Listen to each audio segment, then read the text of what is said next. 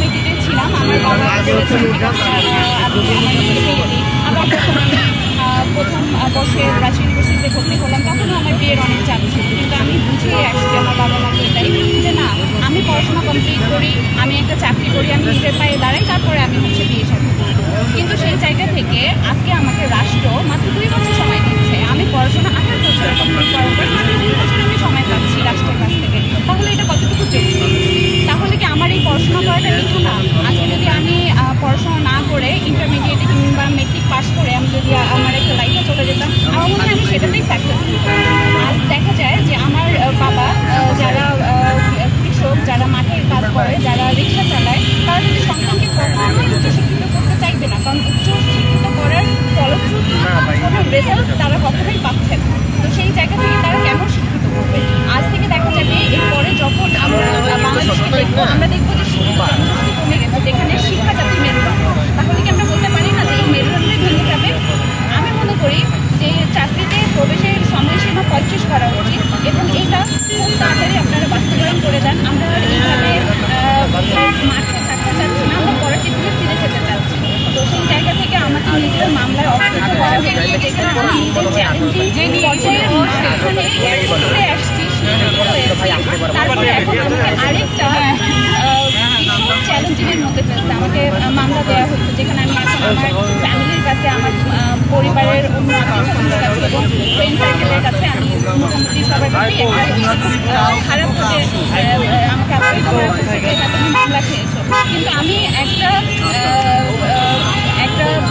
এই যে 35, এই যে সময়সীমা 35, আমার মনে হচ্ছে এটা যুক্তি। সেই জায়গায় এসে আমি যখন দাঁড়িয়েছি, কথা বলেছি, তখন আমাকে রাষ্ট্র মামলা দিয়েছে। তাহলে কি আদৌ আমি চাইবো যে আমার যারা প্রজন্ম আসবে কিংবা আমার যারা পরিচিত আছে তাদেরকে শিক্ষিত করতে, যেখানে গণতান্ত্রিক রাষ্ট্রে না আমাদের বাক স্বাধীনতা আছে, না আমরা কোনো কথা বলতে পারছি, না আমরা সার্টিফিকেটের কোনো মূল্য দিতে পারছি।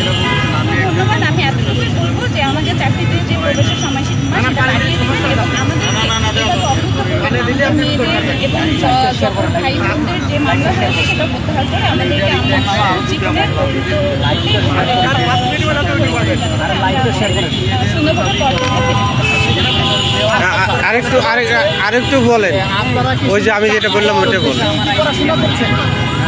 না, শিক্ষা কখনো শুধুমাত্র চাকরি করার উদ্দেশ্য না। আজকে আমি শিক্ষিত হয়েছি দেখে আজকে আমি এই জায়গায় আপনি এখানে আমাকে পাল্টা প্রশ্ন করেন। আমি আমার মতো করে বলি না, আপনি বলবেন, আমি যখন প্রশ্নটা আপনাকে করবো যে আপনি কি শুধু পড়াশোনা চাকরির জন্য পড়াশোনা করছেন কিনা, আপনি আমাকে প্রশ্ন করবেন যে আমি আপনাকে প্রশ্ন করলাম যে আপনার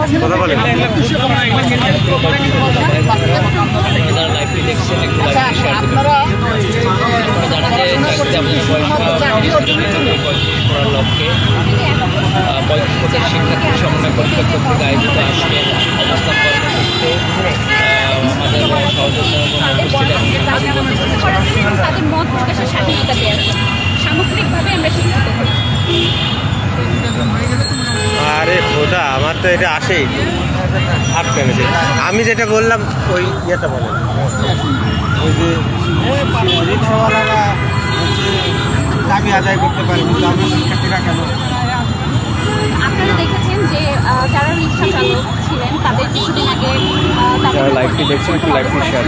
হয়েছে, তারা তাদের দাবিটা আদায় করেই ঘরে ফিরছে। কিন্তু আমরা শিক্ষিত জনগোষ্ঠী, আমরা দীর্ঘদিন ধরে এই আন্দোলনটা অব্যাহত রেখেছি। আমরা শান্তিপূর্ণভাবে আমরা মিছিল সমাবেশ করে যাচ্ছি, অবস্থান কর্মসূচি করছি, কিন্তু সেই জায়গা থেকে আমরা আমাদের কোনো ফলশ্রুত কোনো কিছু পাচ্ছি না।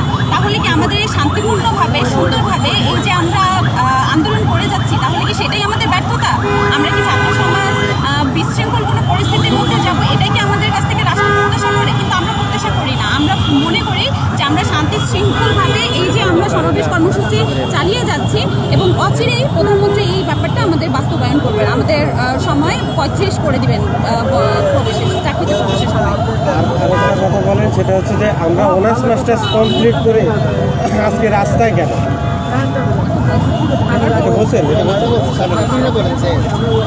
বাংলাদেশের প্রেক্ষাপটে এমন কোনো রাজনীতিবিদ নাই যে ছাত্র রাজনীতি করেনি। সেই ছাত্র রাজনীতি করে যদি আজকে তারা রাজনীতিবিদ হতে পারে, তাহলে সেই সমস্ত রাজনীতিবিদরা এবং নীতি নির্ধারকরা ছাত্রদের 35 কেন বুঝতেছে না, তাদের দাবিটা কেন মেনে নিতেছে না? দর্শক আপনারা যারা লাইভটি দেখছেন তারা বেশি বেশি শেয়ার করবেন এবং সবাইকে দেখার সুযোগ করে দেবেন। এখানে দেখতে পাচ্ছেন যে এখন রাত্রি অনেক হয়েছে, কিন্তু 35 শিক্ষার্থীরা কিন্তু আসলে তাদের দাবি আদায়ের জন্য, আপনাদের এই দাবি আদায়ের জন্য আসলে বসে আছে।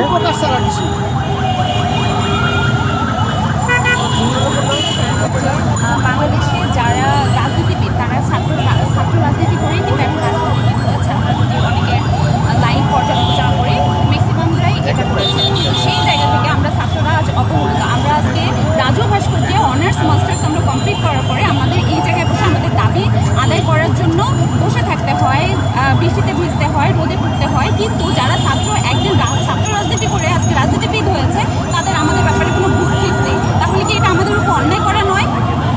আমি এটা জানতে চাই আপনাদের মাধ্যমে, এটা কি আমাদের উপর রাজনীতিবিদদের, আমলাদের, তাদের আমাদের উপর অন্যায় করে হচ্ছে না? এই রাষ্ট্রের আমাদের প্রতি অন্যায় করে হচ্ছে না? ওকে ওকে, কাট, বাই বাই।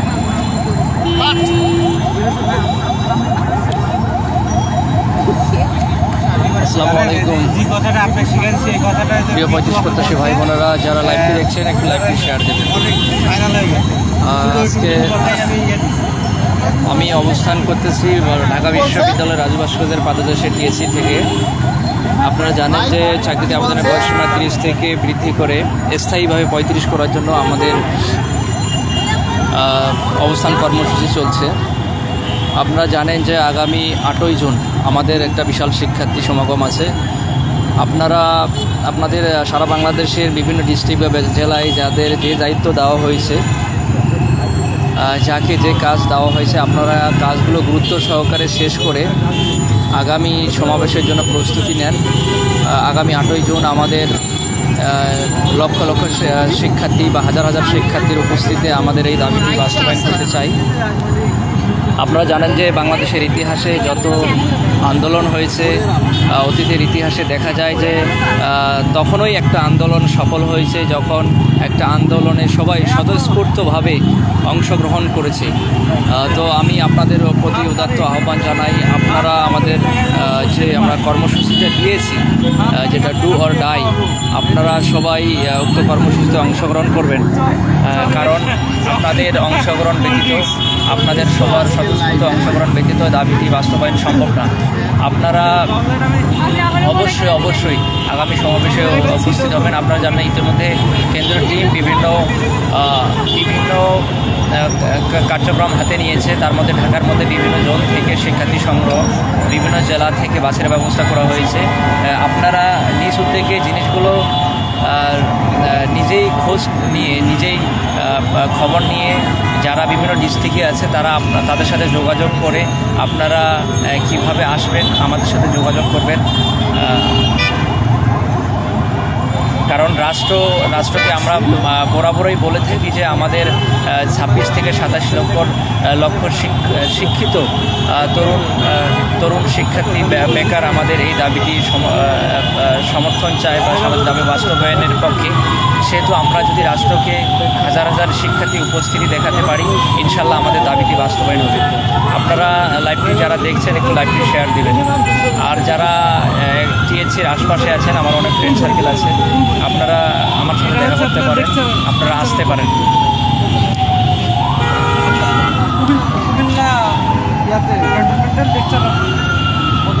আপনারা দেখতেছেন আমাদের অনেক সহযোদ্ধা এখানে অবস্থান নিয়েছে।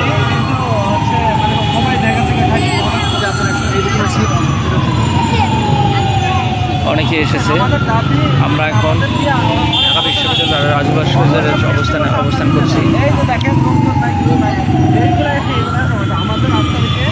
আমি আবারও আপনাদের প্রতি উদাত্ত আহ্বান করি, কারণ বারবার আপনারা আমাদের সাথে প্রতারণা করেছেন, কারণ এই প্রতারণার ফল কিন্তু আমরাও যেমন ভোগ করতেছি, আপনারাও ভোগ করতেছেন। দাবি বাস্তবায়ন হলেই আমরা আমাদের আন্দোলন সমাপ্তি ঘোষণা করব এবং দাবিটা বাস্তবায়ন হলে আপনারা আপনাদের জায়গা থেকে আপনাদের স্বপ্নগুলো পূরণের জন্য আপনারা আপনাদের জায়গা থেকে সর্বোচ্চ চেষ্টা করবেন। তো আপনাদের এই উপস্থিতিটার উপরেই নির্ভর করতেছে আগামী দাবি বাস্তবায়নের দাবি বাস্তবায়ন। অতএব আপনারা এটি অবহেলা না করে আপনারা আপনার নিজ উদ্যোগে এগিয়ে আসুন। আপনারা জানেন যে আমাদের অনেক সহযোদ্ধা আছেন, বিভিন্ন কাজে ব্যস্ত হয়েছে, বিভিন্ন কার্যক্রমে ব্যস্ত, তবু তারা তাদের জায়গা থেকে যতটুকু পারে তারা সময় দিচ্ছে। আপনারাও যদি যেদিন সমাবেশ ডাকা হয়েছে আপনারা যদি 5-6 ঘন্টা একটু সময় দেন, তাহলে এই 5-6 ঘন্টার ব্যবধানে আপনারা হয়তো একটা বিশাল সুযোগ পাবেন, যা এই সুযোগটা আপনার বাস্তব জীবনে কাজে লাগবে। আপনাদের অর্জিত 26-27 বছরে অর্জিত সার্টিফিকেটটা আপনারা কাজে লাগাইতে পারবেন। আপনারা জানেন যে চাকরি বাজারে কম্পিটিশন, আপনাদের যাদের বয়স এখন 2 বছর বা 1 বছর আছে, আপনারা হয়তো পড়ার টেবিলে আছেন, কিন্তু 2-1 বছরে একটা ভালো চাকরির জন্য যথেষ্ট সময় নয়। আপনার যখন বয়সটা বৃদ্ধি হবে, রাষ্ট্র যখন বয়সটা বৃদ্ধি করবে, তখন আপনারা পড়াশোনার পাশাপাশি, একাডেমিক পড়াশোনার পাশাপাশি আপনারা বিভিন্ন কাজে লিপ্ত হতে পারবেন, বিভিন্নভাবে ব্যবসায় শুরু করতে পারবেন, উদ্যোক্তা হতে পারবেন, পর্যাপ্ত সময় পাবেন। আপনারা যদি উদ্যোক্তা হতে ব্যর্থ হন, তখন আপনারা চাকরি বাজারে ফিরে আসবেন। এটা বর্তমান সময়ের একটা যৌক্তিক দাবি এবং বাংলাদেশের জন্য একটা যৌক্তিক দাবি, কারণ বিশ্বের 162টা দেশে চাকরিতে আবেদনের বয়সসীমা সর্বনিম্ন 35। সার্কভুক্ত কোনো দেশে চাকরিতে আবেদনের বয়সসীমা 35-এর নিচে নাই। অথচ বাংলাদেশ একমাত্র দেশ যেখানে চাকরিতে আবেদনের বয়সসীমা 30। এই 30 থাকার কারণে আমরা বাংলাদেশের দ্বিতীয় অবস্থানে আছি। পাকিস্তান যদিও 1971 সালে আমরা স্বাধীন হয়েছি পাকিস্তান থেকে, কিন্তু তবু আমাদের এই যে একটা সিস্টেম, এটা কিন্তু পাকিস্তানকেই অনুসরণ করা হচ্ছে। কারণ আপনারা জানেন যে পাকিস্তানেই কিন্তু বয়স কিছু রাজ্যে 32 বা 36 করে দিছে। আমরা চাই এই দাবিটি বাংলাদেশে অনতিবিলম্বে 35 করা হোক, কারণ যখন 35 করা হবে তখন এই যে দেখেন বিশ্বের বাংলাদেশের মধ্যে প্রায় 57টি পাবলিক বিশ্ববিদ্যালয় আছে, 57টি পাবলিক বিশ্ববিদ্যালয় আছে। এর মধ্যে মুসলিমে 4-5টা বিশ্ববিদ্যালয়ে সেশনজট মুক্ত, আর বাকি বিশ্ববিদ্যালয়গুলো জাতীয় বিশ্ববিদ্যালয় 7 কলেজ ভয়াবহ সেশনজট। এর সেশনজটের কারণে একজন শিক্ষার্থীর 26-27 বছর লেগে যায়। এই 26-27 বছর অর্জিত সার্টিফিকেট একজন শিক্ষার্থী 30-এর পর কাজে লাগাতে পারে না, তখন সেই শিক্ষার্থীটা বুঝে কতটা হতাশাগ্রস্ত, কতটা। তো আমরা চাই এই হতাশার মধ্য থেকে বের হয়ে আসতে আমরা স্বাধীনভাবে থাকতে চাই। স্বাধীনভাবে পড়াশোনা করে আমরা একটা পর্যাপ্ত সময় পালে আমরা চাকরির আগেই আমরা নিজেকে প্রতিষ্ঠিত করার চেষ্টা করব। কারণ যখন 35 করা হবে তখন চাকরির প্রতি আমাদের ঝোঁক থাকবে না। আমরা মনে করব যে আমাদের হাতে পর্যাপ্ত সময় আছে, আমরা একটা কিছু করি, আমরা যদি সেখানে সফল হই তাহলে আমরা আর কখনো এখানে ব্যাক করব না। তো এই যে আপনারা জানেন যে করোনা মহামারীর কারণে যখন সারা বিশ্ব অফ হয়ে গেছিল, এবং এই অফ হওয়ার কারণে বিশ্বের অনেক দেশে চাকরিতে আবেদনের বয়সসীমা 35, সর্বনিম্ন 35 থাকা তার চেয়ে বেশি আছে। তো তারা সেটা থাকার পরেও তাদের নীতি নির্ধারকগুলো তাদের ছেলেমেয়ের কথা বিবেচনা করে, তাদের দেশের কথা বিবেচনা করে, চাকরির বাজার বিবেচনা করে তারা 2-3 বছর ছাড় দিয়েছে। আমরাও আশায় ছিলাম যে আমরাও হয়তো কিছু পাবো। তো আপনারা আমাদের দেশের সরকার বিভিন্ন সেক্টরে বিভিন্ন এই প্রতিটা পুষিয়ে নেওয়ার জন্য বিভিন্ন প্রণোদনা দিয়েছিল, কিন্তু আমরাও আশায় বুক পেতেছিলাম। কিন্তু আমাদের দেশ কী করছে, আমাদের রাষ্ট্র যেটা জনপ্রশাসন মন্ত্রণালয় আমাদেরকে একটা বৈষম্যমূলক একটা আমাদের ব্যাকডেট দিয়েছিল। যেটাতে একটা বিশাল বৈষম্য সৃষ্টি হয়েছে, যেটা প্রতারণামূলক ব্যাকডেট বলা হয়। কারণ 2020 সালের মার্চ মাসে যাদের বয়স শেষ হয়ে গেছে সেই ভাইয়েরা বোনেরা এটাতে তারা সুযোগটা পেয়েছে, কিন্তু আমরা সুযোগ পাইনি। তো আমরা চাই বাংলাদেশে স্থায়ীভাবে চাকরিতে আবেদনের বয়সীমা 35 করে দেওয়া হোক। 35 করলে আমরা উপকৃত হব, বর্তমান প্রজন্ম উপকৃত হবে, আগামী প্রজন্ম উপকৃত হবে এবং আগামী দেশের কথা বিবেচনা করে যেন অনতিবিলম্বে দাবিটা বাস্তবায়ন করা হয়। যারা লাইভটি দেখছেন একটু লাইভটি শেয়ার করুন প্লিজ।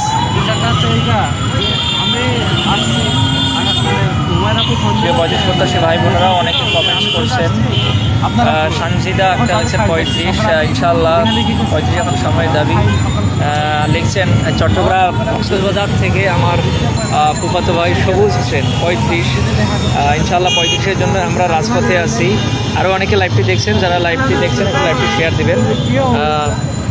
আমার সাথে বসে আছেন, আপনারা জানেন যে বর্তমান ছাত্র সমাজের অহংকার এবং আগামী যে ছাত্রদের যে একটা স্বপ্ন, সেই স্বপ্ন বারবার এই দাবিতে বাস্তবায়ন না হওয়ার কারণে হতাশায় আত্মহত্যা করে, সেই স্বপ্ন পূরণের জন্য আমার সিনিয়র ভাই আমাদের ঢাকা বিশ্ববিদ্যালয়ের এবং 35 আন্দোলনের আহ্বায়ক ভাই দীর্ঘদিন ধরে মাঠে কাজ করে যাচ্ছেন শুধু দাবিটা বাস্তবায়নের জন্য।